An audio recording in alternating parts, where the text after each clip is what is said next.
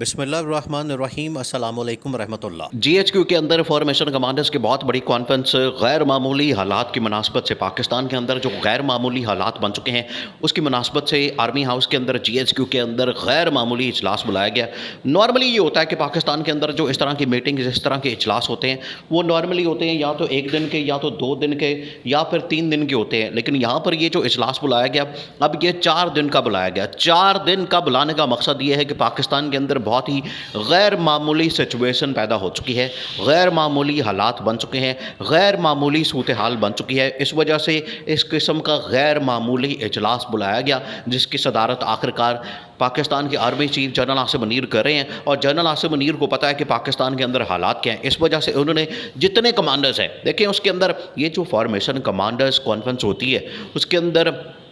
یہ corps commander سے بالکل مختلف ہوتی ہے۔ اس میں پاکستان کے بریگیڈیئر لیول کے جو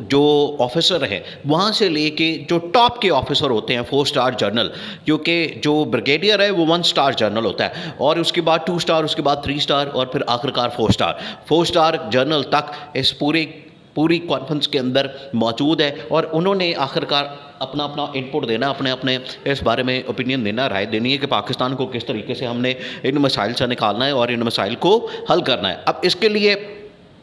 3-4 چیزیں دیکھیں، یہ جو ایجنڈا اصل میں ہے بڑا اہم ترین ہے۔ اس میں زیادہ تر تو انفارمیشن یہاں کی حساس انفارمیشن ہوتی ہے، وہ آتی نہیں سامنے،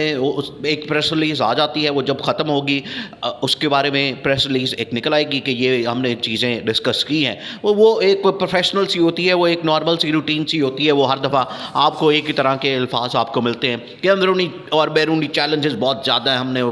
اس کے اوپر بڑی ڈیٹیل کے ساتھ ڈسکشن کی ہے، اور اس کے اوپر ہم نے یہ فیصلہ کیا ہے کہ پاکستان کے انٹرنل چیلنجز اور ایکسٹرنل چیلنجز کا ہم نے مقابلہ کرنا ہے، اور دشمنوں کا ہم نے منہ توڑ جواب دینا ہے، اور اس طرح سے ایک لکھی لکھائی اور ایک رٹی رٹائی پریس ریلیز نکل آتی ہے۔ لیکن آپ پاکستان کی جو اس ٹائم کرنٹ سچویشن ہے،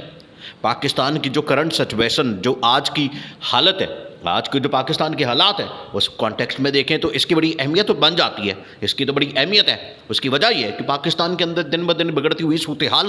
اور دن بدن پاکستان کے بگڑتے ہوئے حالات، اس میں یہ کانفرنس اہمیت اختیار کر جاتی ہے۔ اس سے پتہ چلتا ہے کہ بھائی یہ جو کانفرنس ہو رہی ہے یہ ایسی نہیں ہو رہی 4 دن کے لیے، ایویں نہیں انہوں نے سر جوڑ کے ایک دوسرے کے ساتھ سر ملا کے بیٹھے ہوئے ہیں، سر جوڑے ہوئے ہیں، انہوں نے وہ اسی وجہ سے جوڑے ہوئے ہیں سر کو کہ مسئلے کا حل نکالنا ہے، پاکستان کو کرائسس سے نکالنا ہے۔ اب 3-4 چیزیں اہم ہیں، وہ آپ نے سمجھنی ہے، اس کے اوپر آپ نے بات کو سمجھنا ہے، اور انہی کے اوپر ہی آخرکار اس میں ڈسکشن ہونی ہے۔ وہ 3-4 چیزیں آپ نے سمجھنی۔ پہلا مسئلہ یہ ہے کہ پاکستان کے اندر فوراً انتخابات کروانے کے لیے کیا کیا جائے۔ حکومت کو گھر بھیجنا ہے، حکومت کو ایکسٹینشن دینی، 2 چیزیں حکومت کے متعلق، 2 چیزیں جو ابھی بیٹھی ہوئی ہے پی ڈی ایم، یہ چوروں ڈاکوؤں کی اور لٹ مارا، یہ جو لٹ مارا ایسوسی ایشن کی ایک گورنمنٹ بیٹھی ہوئی ہے، ان کا پہلے تو آپ دیکھیں نا کہ ان کا کیا ہے، ان کا کرنا کیا۔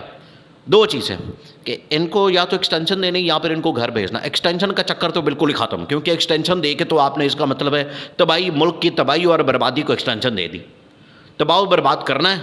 تو ایکسٹینشن دے دیں، آپ نے ملک کے اندر تباہی اور بربادی پھیرنی ہے تو ایکسٹینشن دے دیں، آپ نے ملک کے اندر معیشت کو تباہ کرنا ہے، بے روزگاری، مہنگائی، لوڈ شیڈنگ، اس میں اضافہ کرنا ہے تو ایکسٹینشن دے دیں۔ ایکسٹینشن تو کسی لیے افورڈیبل نہیں ہو، یہ تو اب کلیئر ہو گیا، ایکسٹینشن افورڈیبل نہیں ہے بھائی، یہ مسئلہ اب اس طرح کی چیزوں سے نہیں ہوگا حل۔ تو یہ جو مسائل ہیں، تو ایکسٹینشن والا آپشن یہ جو حکومت نے بھی سوچا تھا کہ چلو یہاں پر بیٹھتے ہیں، یاشیاں مارتے ہیں، للے تللے ادھر ادھر کے موج مستیاں، ٹورز، فورن ٹورز، آنا جانا، مفت کی لسیاں اور سب کچھ، یہ تو سارا کچھ بند۔ اس وجہ سے یہ ایکسٹینشن کا چکر ہے۔ یہ مولانا نے اسی لیے آخری دنوں میں سوچا جتنے دورے کرنے ادھر ادھر کے دائیں بائیں، جتنا جہاز استعمال کرنا ہے رکشے کی طرح، وہ کر کے تو نکلیں، کیونکہ اب ٹائم بالکل اینڈ ہونے والا ہے، ختم ہونے والا ہے۔ اب یہ تو ایکسٹینشن والا معاملہ تو بالکل ختم، اب ملک کو لے کے جانا ہے، کم از کم اس حکومت کے خاتمے کی طرف جانا ہے۔ پہلا جو رستہ ہے کہ اس حکومت کو ایکسٹینشن نہیں دینی، بجٹ پیش کرنے دیں، اس کے بعد آئی ایم ایف کے ساتھ ہم نے خود ڈیل کرنا ہے، ایک نگران حکومت لانی ہے، نگران حکومت لانے کے بعد ہم نے آئی ایم ایف کو خود ڈیل کرنا ہے، اور نگران حکومت کے ذریعے سے ڈیل کر کے سارے معاملات، مسائل کو حل کرنا ہے، کم از کم یہ جو فائنینشیل معاملات ہیں، اور اس حکومت کو گھر بھیج دینا ہے، پہلی بات۔ دوسری بات، دوسرا یہ کہ اگر یہ نگران حکومت آتی ہے، نگران حکومت کو ہم نے کتنی دیر تک کھینچنا ہے، کتنی دیر تک چلانا ہے، لمبا چلانا ہے، چھوٹا کرنا ہے، بڑا کرنا ہے، کیا کرنا ہے، یہ پھر یہ آپ نے کیسے اندازہ کرنا ہے؟ دیکھیں اس کے اوپر بڑی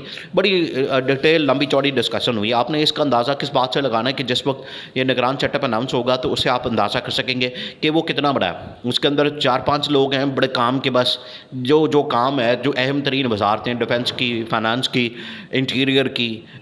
فورن منسٹر کی، یہ جو 4-5 منسٹریاں بس یہی فل کرنی ہے اور ان سے کام چلانا ہے تو ٹھیک ہے. اگر کوئی لمبی چوڑی کابینہ آ گئی، کیبنٹ آ گئی، نگران سیٹ اپ آ گیا دونوں 4 صوبوں کے اندر اور ایک وفاق کے اندر، تو پھر سمجھے کام لمبا ہی ہے،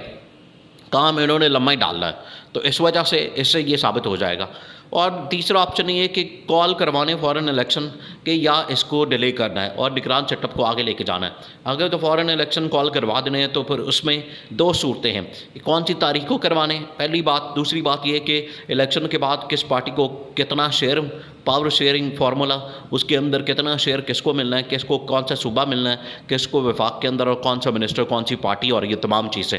تو یہ 4-5 چیزیں بڑی اہم ترین ہیں جو اس کانفرنس، اس میٹنگ، اس اجلاس کے اندر جو اس کا ایجنڈا آئٹم ہے، یہ اس کے اندر ڈسکشن ہونی ہے. پاکستان کے اندر دن بدن بگڑتے ہوئے حالات، اور جو 9 مئی کا واقعہ، یہ جو نون لیگ ہر روز ہی ہلہ شیری دیتی ہے کہ پھاڑ لو، پہ جاؤ، عمران خان نے کر دیا، عمران خان نے یہ کر دیا، عمران خان 9 مئی کے دن چڑھ گیا اور عمران خان نے حملہ کر دیا، عمران خان نے یہ کر دیا، عمران خان نے بغاوت کر دی، غداری کر دی، عمران خان نے اداروں کے اوپر چڑھ گیا. یہ جو نون لیگ والے ہلہ شیری دے رہے ہیں، ہر روز یہ آ کے پریس کانفرنس کر کے عمران خان کے خلاف اکساتے ہیں اسٹیبلشمنٹ کو اس بات کا پتہ ہے کہ ہم نے مائنس نہیں کرنا پی ٹی آئی کو مائنس کر دیا، یہ تو دونوں چڑھ جائیں گے ہمارے اوپر. ان کو بھی پتہ ہے کہ ان کو بھی ہم نے کنٹرول میں رکھنا ہے. تینوں چاروں جو پارٹی کھڑی ہو رہی ہے ان کو ہم نے کنٹرول میں رکھنا ہے، اور اتنے ان کو نمبر اس مرتبہ دینے ہیں، سیٹیں جو ہیں ان کو اتنی دینی ہے تاکہ وہ اپنی اوقات میں رہیں. بس 30-40 سیٹیں پر پارٹی ان کو سیٹیں ملیں گی تاکہ وہ اپنی اوقات میں رہیں، اپنی حیثیت میں رہیں، اور جب مرضی ان کو ٹائٹ کرنا ہو بندہ ٹائٹ بھی کر دے، ان کو جب تنکا مارے اور بندہ سیدھا ہو جائے. تو یہ ان کو اب سب کو اپنی اوقات میں رکھنا ہے، اور اس طرح سے نہیں ہونا کہ وہ لینڈ سلائڈ وکٹری، اور یہ نون لیگ جو سمجھتی تھی کہ بس 12 مہینے ہم پھر ضلالت کاٹ لیں، پھر اس کے بعد یاشیاں اس کے بعد ہمیں 2/3 میجورٹی، اور وہاں سے نواز شریف پاکستان کے اندر لینڈ کرے گا اور لینڈ کر کے یہاں پر ڈسکوالیفیکیشن ختم اور سیدھا وزیر اعظم ہاؤس کے اندر. ایسا کچھ نہیں ہونے والا. نواز شریف کا NRO تو کم از کم آپ بھول جائیں، اس صدی کے اندر تو نہیں ہونے والا، یا کم از کم عاصم منیر کے دور میں تو نہیں ہونے والا. تو یہ بھول جائیں، نواز شریف کو کچھ نہیں ملنے والا. اور یہ سارے معاملات اب انہوں نے اس کے اوپر ڈسکشن ہونی ہے، معاملات کو طے کرنا ہے تاکہ چیزوں کو آگے لے کے چلیں. ملک اس ٹائم بالکل جام ہو چکا ہے، اس کو آگے نکالنے کے لیے یہ کانفرنس انتہائی ضروری تھی.